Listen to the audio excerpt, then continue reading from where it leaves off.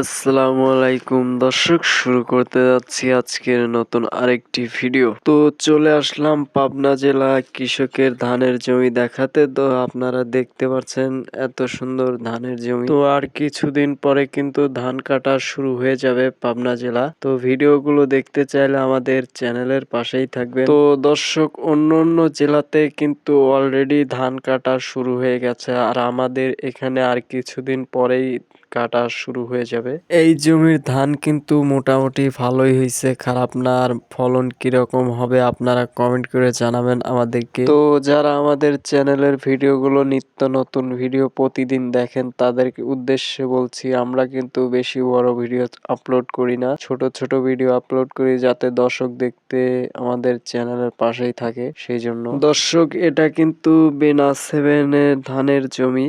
তো আপনারা অনেকেই কমেন্ট করে বলতে পারেন যে এটা কি মিনিকেট। না, এটা মিনিকেট না, এটা বেনা 7-এর ধানের জমি। তো এই ছিল আজকের ভিডিওটি ভালো লাগলে আমাদের বাংলা চিত্র টিভি ফেসবুক পেজ এবং ইউটিউব চ্যানেলটি সাবস্ক্রাইব করবেন এবং পাশে থাকা বেল আইকনটি ক্লিক করে সাথেই থাকবেন। ধন্যবাদ সবাইকে।